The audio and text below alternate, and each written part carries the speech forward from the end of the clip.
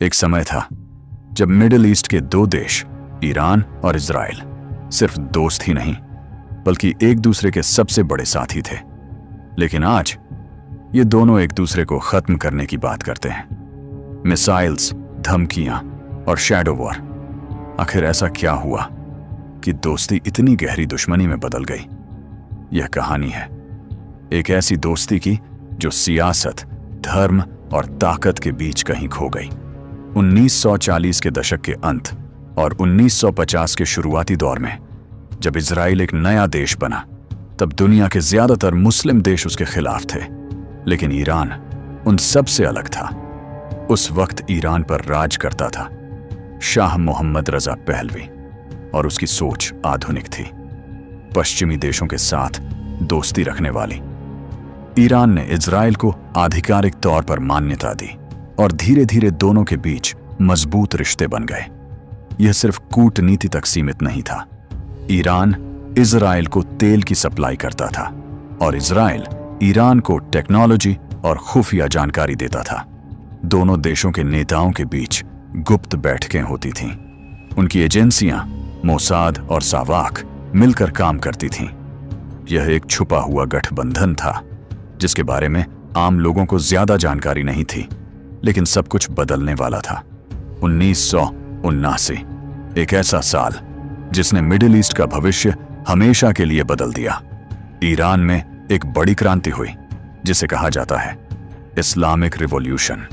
शाह को हटा दिया गया और सत्ता में आए अयातुल्लाह खोमैनी। उनकी विचारधारा बिल्कुल अलग थी। वे पश्चिम के खिलाफ थे और इजराइल को एक दुश्मन के रूप में देखते थे।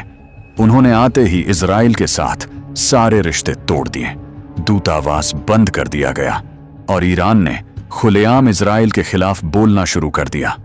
जहां पहले दोस्ती थी वहां अब नफरत आ चुकी थी।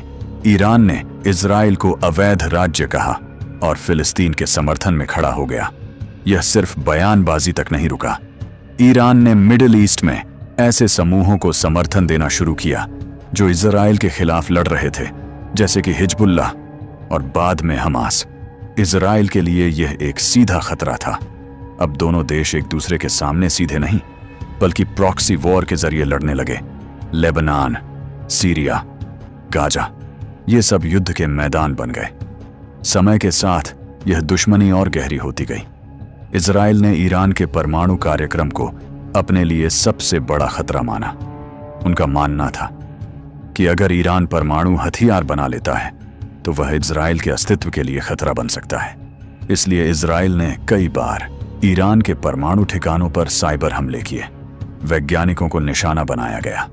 दूसरी तरफ ईरान भी चुप नहीं रहा। उसने अपनी सैन्य ताकत बढ़ाई, मिसाइल प्रोग्राम विकसित किया और अपने सहयोगियों के जरिए इजराइल पर दबाव बनाया। यह एक शैडो वॉर बन चुकी थी जिसमें दोनों देश खुले तौर पर नहीं लेकिन हर जगह एक दूसरे के खिलाफ काम कर रहे थे। फिर आता है वर्तमान समय, जहां तनाव और भी ज्यादा बढ़ चुका है। सीरिया में इजराइल के एयर स्ट्राइक ईरान के ठिकानों को निशाना बनाते हैं।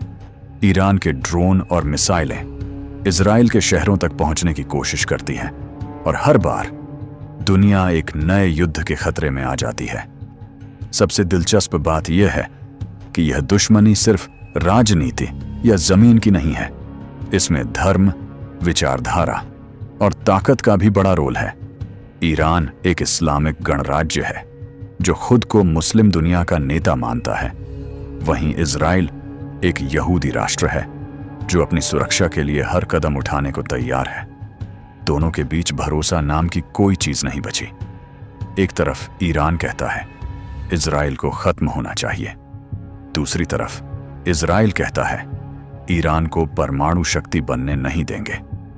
और इस सब के बीच आम लोग सिर्फ डर के साए में जी रहे हैं। आज की तारीख में ईरान और इजराइल के बीच कोई आधिकारिक युद्ध नहीं है, लेकिन जो चल रहा है वह किसी युद्ध से कम भी नहीं। साइबर हमले, हत्याएं, प्रॉक्सी वॉर, यह सब मिलकर एक खामोश युद्ध बना चुके हैं।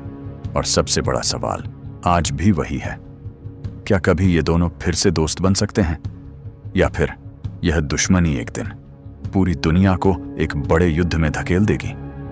क्योंकि इतिहास ने यह दिखाया है कि कभी जो देश सबसे करीब थे वही एक दिन सबसे बड़े दुश्मन बन गए।